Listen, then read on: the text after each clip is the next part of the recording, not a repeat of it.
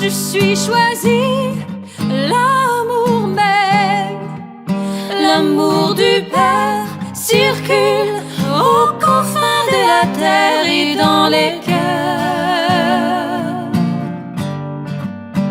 et dans mon cœur, parce que l'amour m'aime, je deviens l'amour, parce que l'amour m'aime, je deviens l'amour.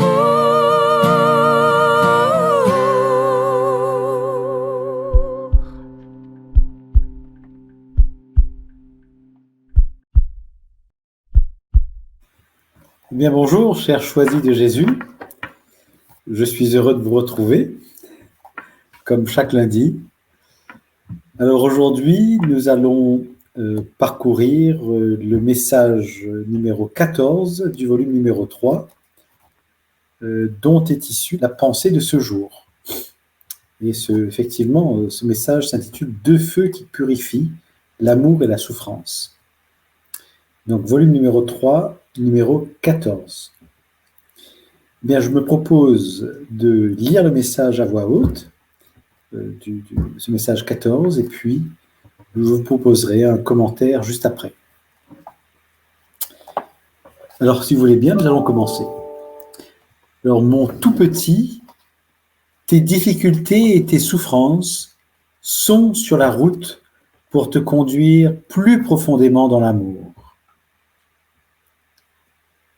L'amour éclate en puissance à l'intérieur d'un être purifié. Le feu est toujours utilisé pour purifier les objets d'une grande valeur, comme l'or et d'autres métaux précieux. Il est normal que l'être humain, étant supérieur à tous les autres êtres vivants sur cette terre, soit purifié par le feu. Il y a donc deux types de feu capables de purifier l'homme. Le feu de l'amour et celui de la souffrance. Souvent, les deux feux opèrent simultanément pour un résultat rapide et meilleur. C'est l'accueil que l'on fait à l'un comme à l'autre qui leur permet d'agir rapidement et efficacement. La purification est toujours suivie de la jubilation, car elle t'approche de ton Créateur et ton Dieu. Plus tu es près de Dieu, plus tu bénéficies de sa paix, de sa joie et de son amour. C'est l'épanouissement de l'être tout entier qui fait éclater les dons et les charismes qui ont été déposés dans le cœur de chacun au moment de sa création. Heureux es-tu, heureux et heureuse êtes-vous d'être et de vivre dans une période où les grâces surabondent en vue d'être préparés pour mon grand retour. Vous devenez l'amour, tu deviens l'amour, divinement, je t'aime. Quel beau message! Alors, je me suis permis d'intituler ce Facebook Live « L'accueil, un choix décisif ». L'accueil, un choix décisif. Et nous allons découvrir pourquoi c'est un choix décisif que d'adopter cette posture d'accueil. Eh bien, pour son grand retour, Jésus nous prépare à devenir l'amour. Ce n'est pas rien quand même. Comme Dieu est amour, il nous prépare à devenir amour, comme lui. Et donc, pour devenir l'amour, Jésus nous octroie des grâces surabondantes. Ces grâces sont là pour nous aider à cheminer sur cette voie de la purification. Et une fois purifiés, nous serons épanouis dans tout notre être. Cet épanouissement, dont il parle dans le message 14, fera éclater les dons et les charismes que nous gardons dans notre cœur. ces dons et ces charismes qui nous ont été déposés dans le cœur par le Père au moment de notre création. En d'autres termes, le chemin de notre épanouissement est de devenir l'amour. Quand nous serons devenus l'amour, nous rayonnerons par les grâces, les dons et les charismes. C'est une belle perspective, hein? Et c'est ce que Jésus entend sans doute lorsqu'il nous dit que la purification sera suivie de la jubilation. Au fur et à mesure que nous serons purifiés, nous nous attacherons, plutôt nous nous approcherons de notre Créateur et de notre Dieu qui est amour, nous dit Jésus. Ce sujet, en fait, me renvoie à l'épisode du buisson ardent, je ne sais pas si vous en souvenez, en Genèse 3. C'est un buisson de feu qui ne consume pas. Et c'est de ce buisson de feu que Dieu appelle Moïse. Et Moïse lui répond, « Me voici ». Alors et nous, est-ce que nous entendons l'appel de Jésus depuis son amour-feu? Il ne cesse de nous dire « Tendrement je t'aime, follement je t'aime, divinement je t'aime ». Cet amour-feu qui l'habite, est-ce que nous entendons son appel? Et est-ce que nous lui répondons « Me voici, me voici ». Jésus nous dit, en Genèse 3, « J'ai entendu ton cri. J'ai vu, oui, j'ai vu ta misère dans cette Égypte où tu vis. Oui, je connais tes souffrances. Je suis descendu pour te délivrer de la main des Égyptiens et te faire monter vers un pays ruisselant de lait et de miel. Maintenant, va. Je t'envoie chez le Pharaon qui t'emprisonne.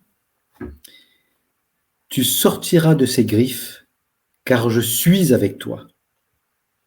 Et tu rendras un culte à Dieu dans ton cœur. Hein, dans la vie que nous menons avec cette pollution, ces habitudes que nous avons prises souvent, ce manque de prudence, de tempérance, de force, de justice, de foi, de charité, d'espérance que nous pouvons avoir, eh bien, cela est sans doute dû parce que nous vivons dans cette Égypte. Hein. Cette Égypte que nous avons accueillie dans notre vie, en nous, autour de nous et à travers nous. Alors bien sûr, ce n'est pas facile de quitter le royaume de ce Pharaon. Nous rencontrerons des difficultés, comme nous dit Jésus, et des souffrances sur cette route de la liberté. Et Jésus nous dit qu'il usera avec nous de deux feux purificateurs, du feu de l'amour et du feu de la souffrance pour que notre libération soit rapide. Jésus nous donne le principe directeur de cette libération. C'est l'accueil, dit-il, que nous ferons de ces deux feux qui leur permet d'agir rapidement. Alors, si nous voulons devenir l'amour rapidement, accueillons les difficultés et les souffrances de notre vie comme un cadeau de Dieu. Si nous voulons pouvoir rayonner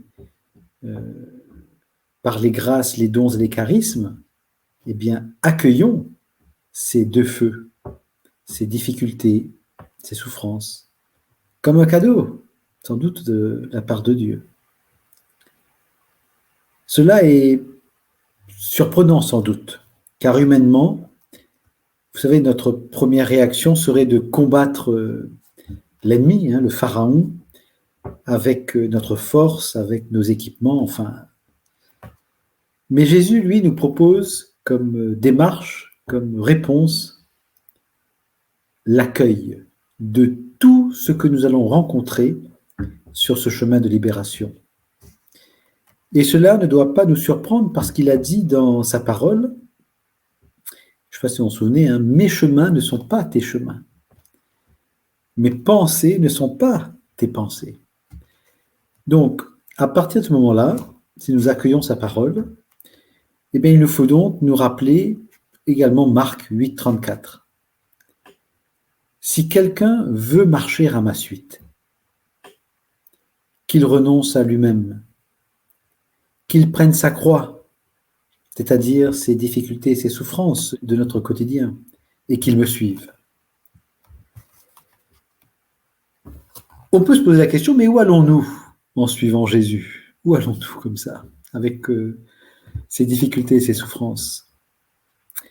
Eh bien, je crois que nous allons le suivre sur son chemin de croix et vers sa croix, jusqu'à sur sa croix, pour qu'il puisse emmener nos difficultés et nos souffrances avec lui dans la mort, pour ressusciter nous aussi, nous faire renaître dans la jubilation. C'est ainsi que l'amour éclate, en puissance à l'intérieur d'un être purifié, nous dit-il. Et aujourd'hui, si vous avez lu la parole de Dieu, aujourd'hui l'Église nous rappelle ces mots de Jésus dans l'Évangile de ce jour, en Jean 14. Si quelqu'un m'aime, il gardera ma parole. Mon Père l'aimera, nous viendrons vers lui, et chez lui, nous ferons une demeure. Et l'Esprit Saint que le Père enverra en mon nom, dit Jésus, lui, vous enseignera tout, et il vous fera souvenir de tout ce que je vous ai dit. Amen. Alors j'espère que ce petit commentaire de ce message 14 vous aura parlé un petit peu, vous aura donné quelques pistes pour cheminer au jour le jour vers ce cœur de Dieu, vers notre Créateur, vers notre Dieu, pour qu'il nous permette de devenir l'amour, pour qu'il nous permette de bénéficier, de rayonner de ses grâces, de ses dons, de ses charismes qu'il a déposés en nous. Cela me rappelle également nos enfants, si nous sommes parents. Nous voyons dans nos enfants, depuis leur plus jeune âge, un potentiel extraordinaire que nous voulons tellement voir éclore au fur et à mesure que nos enfants grandissent. Eh bien, je pense que c'est un peu pareil avec notre Dieu, notre Père qui a déposé en nous ses grâces, ses dons, ses charismes. Il n'a qu'une envie, c'est qu'elles s'expriment, c'est qu'elles éclosent quelque part pour rayonner de son amour et donc le glorifier, tout simplement. Et si nous décidions de lui donner cette opportunité, finalement, et si nous nous décidions à accueillir ce que sa providence veut bien nous faire vivre jour après jour, instant après instant, pour devenir l'amour. Voilà peut-être un programme pour cette semaine-ci. Alors, je vous remercie de m'avoir écouté. Peut-être pouvons-nous passer sur quelques commentaires, si vous en avez. Alors, Patricia nous dit « Merci Seigneur pour tes cadeaux. Aide-nous à les accueillir avec tout notre cœur, s'il te plaît. Amen. » Eh bien, merci Patricia, et j'aimerais m'arrêter sur cet Amen. Parce que Amen, ça signifie, comme vous le savez, ainsi soit-il, qu'il en soit ainsi. Eh bien, c'est une sorte d'autorité que nous avons reçue du Seigneur en étant baptisés et confirmés. Amen, qu'il en soit ainsi. Cet Amen, c'est un oui total, inconditionnel et irrévocable. Cet Amen, c'est un fiat aussi. Enfin voilà, donc quand nous disons Amen, croyons-y. Un peu comme me voici Seigneur, je suis là. Alors Chantal nous dit « Seigneur, j'accueille les souffrances et les difficultés. Ce n'est pas toujours facile et c'est là que je me sens si petite, mais avec l'aide de Jésus, j'y arrive tout doucement. Merci Jésus. » Alors merci Chantal. Moi j'aime bien quand j'ai des difficultés, j'ai de la misère en fait à accueillir ces difficultés, ces souffrances. J'aime bien les accueillir et puis donc les offrir à Jésus, à Dieu comme Jésus nous demande. Mais en plus de ça, j'aime aussi accueillir et offrir à Jésus mon impuissance, ma misère, mes limites, mes faiblesses, de ne pas pouvoir toujours bien me comporter ou bien accueillir ces fameuses difficultés et ces souffrances. Alors non seulement je les accueille, je lui offre, mais je lui offre également ce que je ne peux pas, quoi. Donc cette impuissance qui m'habite, cette misère, cette faiblesse, cette petitesse, mes limites, quoi. Enfin voilà. Merci Chantal. Alors Caroline nous dit « Amen, merci Seigneur pour ceux qui nous conduisent vers toi et désirent voir éclore cette magnifique perle que nous sommes chacun. » Merci Caroline, effectivement, cet accueil, ce choix décisif, c'est sans doute pour permettre au Seigneur de nous arroser de son amour, feu, et de sorte que cette fleur que nous sommes puisse s'ouvrir, voilà, à une nouvelle vie. Un peu comme Nicodème d'ailleurs, à qui Jésus dit qu'il faut renaître. Voilà. Merci. Alors oui, alors Jacinthe nous dit « Soyez bénis les choisis de Jésus. Amen. » C'est intéressant, j'aime bien Merci Jacinthe de nous rappeler que nous sommes des choisis. Et c'est vrai que c'est un terme dont on n'est pas très à l'aise avec ça, mais en même temps, si on remarque bien, nous avons choisi notre conjoint qui nous a aussi choisis. Quand nous acceptons une responsabilité dans une entreprise, par exemple, la personne qui nous confie à cette responsabilité, elle nous a choisis. Avons-nous conscience d'être un choisi, y compris dans le domaine professionnel? Quand on confie à une catéchète le soin de catéchiser les jeunes, elle est choisie, cette catéchète, ou ce catéchète. Il est choisi. Avons-nous conscience d'être choisi? Et si nous sommes choisis, ça veut dire qu'il y a une confiance qui nous est donnée. Et le Seigneur nous choisit, il nous délègue une responsabilité. Et comment accueillons-nous cette responsabilité? Lui demandons-nous, en même temps qu'il nous donne cette responsabilité, de pouvoir bien l'exercer. Cela me rappelle ce passage de Jésus quand il dit à ses apôtres, peut-être à saint Paul, et éventuellement, je ne sais plus trop, ne portez avec vous rien du tout, moi je vous donnerai tout le nécessaire au moment où vous ouvrirez la bouche. Je mettrai mes paroles dans votre bouche. Donc, n'hésitons pas à laisser le Seigneur nous remplir. Restons connectés. Enfin, voilà. Merci. En tout cas, merci pour votre présence, merci pour votre fidélité, merci d'être toujours là à soutenir la Fondation des Choisis de Jésus, et en particulier par votre présence presque tous les soirs d'ailleurs, à nous écouter chacun d'entre nous. Rendons grâce à Dieu pour ça, et puis demandons-lui de déverser sur nous ses grâces, ses bénédictions, ses dons, ses charismes. Voilà. Donc, je vous souhaite une bonne semaine. Je vous donne rendez-vous lundi prochain. Et rappelez-vous, l'accueil, c'est un choix décisif. Voilà, donc je propose de terminer ce Facebook Live comme à notre habitude, en récitant ensemble par 3 fois « Parce que l'amour nous aime, nous devenons l'amour. Parce que l'amour nous aime, nous devenons l'amour. Parce que l'amour nous aime, nous devenons l'amour. » Bye bye. Je suis choisie, l'amour même, l'amour du Père circule aux confins de la terre et dans les cœurs et dans mon cœur.